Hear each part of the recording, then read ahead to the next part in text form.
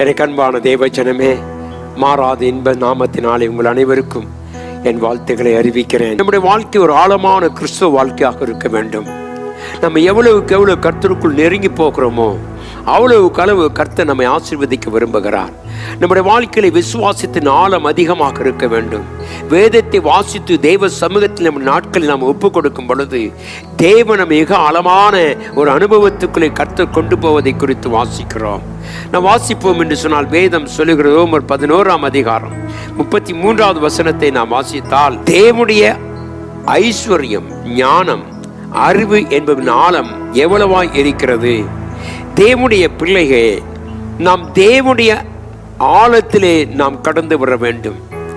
தேவனுடைய வார்த்தைகள், தேவனுடைய கிருபைகள், தேவனுடைய ஆசீர்வாதத்தில் நாம் ஆழமாக செல்ல வேண்டுமானால் வேதத்துக்குள் நெருங்கி நெருங்கி போகும் பொழுது, வேதத்தை வாசித்து தேவனுடைய சமூகத்தில் அநேக மரம் காத்திருக்கும் பொழுது நம்முடைய ஆவிக்குரிய வாழ்க்கை மிக ஆழமான இடத்துக்கு கர்த்தர் கொண்டு செல்லுகிறார். முதலாவது நாம் பார்ப்போமானால், இந்த ஆழம் எதற்காக ஒப்பிட்டு பேசப்படுகிறது என்றால் ஆராதனைக்கு ஒப்பிட்டு பேசுவதை குறித்து வாசிக்கலாம். யோவானின் சுவிசேஷம் 4ஆம் அதிகாரம் 11வது வசனத்தை வாசித்தோமானால், அதற்கு அந்த ஸ்திரீ, ஆண்டவரே, முண்டு கொள்ளும் இடத்தில் பாத்திரம் இல்லையே, கிணறும் ஆழமாக இருக்கிறதே, பின்னே எங்கே இருந்து உமக்கு ஜீவ தண்ணீர் உண்டாகும் என்றார். தேவனுடைய பிள்ளையே, இந்த கிணற்றின் ஆழம் என்பது ஆராதனை வெளிப்படுத்துகிறது. நீங்கள் அந்த அதிகாரத்தை வாசித்துக் கொண்டே வரும் பொழுது கர்த்தராகிய ஆண்டவர் சொல்லுகிற காரியம் என்னவென்றால், நம்முடைய ஆண்டவர் ஒருவரே நமக்கு ஜீவ தண்ணீரை கொடுக்க முடியும். எனக்கு அன்பான தெய்வ பிள்ளை, வேதம் சொல்லுகிறது 21, 22 வாசித்தோமானால், அதற்கு இயேசு, ஸ்திரீயே, நான் சொல்லுகிறதை நம்பு, நீங்கள் இந்த மலையிலும் எருசலேமிலும் மாத்திரமல்ல, எங்கும் பிதாவை தொழுது கொள்ளும் காலம் வருகிறது. நீங்கள் அறியாதை தொழுது கொள்கிறீர்கள், நாங்கள் அறிந்திருக்கிறதை தொழுது கொள்கிறோம், ஏனெனில் என் ரட்சிப்பு யூதர்கள் வழியாக வருகிறது. தேவனுடைய பிள்ளை, தேவனுடைய ஆழமான ஒரு அனுபவம் நமக்கு இருக்க வேண்டுமானால் நம்முடைய ஆராதனையிலே தெய்வ சமூகத்தில் அநேக மணி நேரங்கள் காத்திருக்க வேண்டும். ஆராதனை நமக்கு ஒரு வெளிப்பாட்டை கொடுக்கிறதை குறித்து வாசிக்கலாம். ஆண்டவராகிய தேவன் சொன்னார், மகளே, நீ கேட்கிறதான ஜீவ தண்ணீரை உனக்கு நான் தர வேண்டுமானால் நீ என்னை ஆராதிப்பதிலே மகிமைப்பட வேண்டும் என்று கர்த்தர் சொல்லுகிறார். நம்முடைய ஆவிக்குரிய ஜீவியத்திலே நாம் முன்னேறி நாம் தேவனுக்குள் கடந்து போக வேண்டுமானால் நம்முடைய ஆராதனை, நம்முடைய துதி, ஸ்தோத்திரங்கள் எல்லாம் தேவனுடைய சமூகத்திலே மிக ஆழமாக இருக்க வேண்டும். ஆகவேதான் வேதத்தை வாசிக்கும் பொழுது நம்முடைய வாழ்க்கையை கர்த்தர் கடலின் ஆழத்துக்கு ஒப்பிட்டு பேசுகிறார். தேவனுடைய பிள்ளை, லூக்காவின் சுவிசேஷம் 5ஆம் அதிகாரம் 4ஆம் வசனத்துல கர்த்தராகிய ஆண்டவர் சொன்னார், நீங்கள் உங்கள் படகை ஆழத்துக்குள்ளே செல்லுங்கள் என்று சொல்லுகிறார். ஆழத்துக்குள் செல்லுகிற அனுபவம் ஒரு விசுவாசிக்கு தேவை. தேவனுடைய பிள்ளையை கர்த்தருடைய ஆழமான அனுபவங்களை கற்றுக்கொள்ள வேண்டுமானால் நம்முடைய வேதத்தின் மூலமாக நாம் தேவனை இன்னும் அதிகமாய் நேசிக்க வேண்டும். எவ்வளவுக்கு எவ்வளவு வேதத்தை வாசித்து தேவ சமூகத்தில் காத்திருக்கிறோமோ அவ்வளவுக்கு அவ்வளவு நம்முடைய ஆவிக்குரிய ஜீவியத்தில் மிக ஆழமாக செல்ல முடியும்.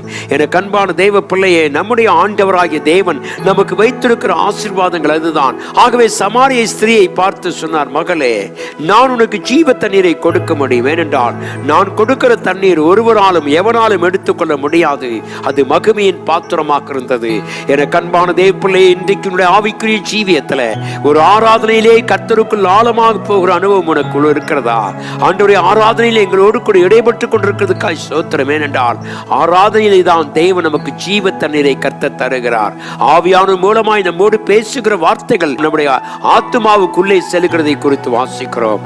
ஆகவேதான் தேவனுடைய சமூகத்தில் வருகிற நீயும் நானும் தேவனுடைய ஆராதனையில பங்கெடுக்க வேண்டும். ஆராதனை மூலமாய் தேவன் நமக்கு அநேக ஆசீர்வாதங்களை கர்த்தர் வைத்திருக்கிறார். ஒரு வெளிப்பாடை கர்த்தர் தரும்படியாய் தெய்வ பிள்ளையை சொல்லுவோம். கர்த்தாவே, நாங்கள் இன்னும் உம்மிடத்தில் நெருங்கி ஜீவிக்க உதவி செய்யும். இன்னும் உமக்கு ஆழமாய் போக எங்களுக்கு உதவி செய்யும். மேலோட்டமான காரியம் வேண்டாம் ஆண்டவரே, நாங்கள் உமக்குள்ளே நெருங்கி இருக்க எங்களுக்கு உதவி செய்யும் என்று சொல்லி கேட்போம். எந்த நாளிலே கர்த்தருக்குள் எவ்வளவு தூரம் போகிறாய் என்பதை அறிந்து கர்த்தருடைய சமூகத்திலே வா. உனக்கும் எனக்கும் கர்த்தர் இந்த ஜீவ தண்ணீரை வைத்திருக்கிறார். கண்களை மூடி ஜெபிப்போம். எங்கள் கிருபையும் இரக்கமும் அன்பும் உள்ள நல்ல தெய்வமே, அதிகாலை வேளையிலே நாங்கள் இன்னும் உமக்குள் அதிகமாய் கர்த்தாவே உள்ளே செல்ல, எங்களுடைய ஆவிக்குரிய ஜீவியத்திலே முன்னேறி போவதற்கு நாங்கள் ஆராதனையிலும் துதியிலும் ஸ்தோத்திரத்திலும் உமக்குள்ள முன்னேறி போக எங்களுக்கு உதவி செய்யுங்க ராஜா.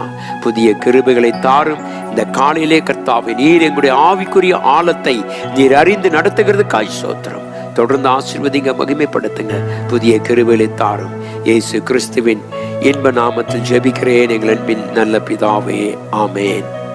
தேவன் நம்மை ஆசீர்வதித்து மகிமைப்படுத்துவாராக. ஆமேன்.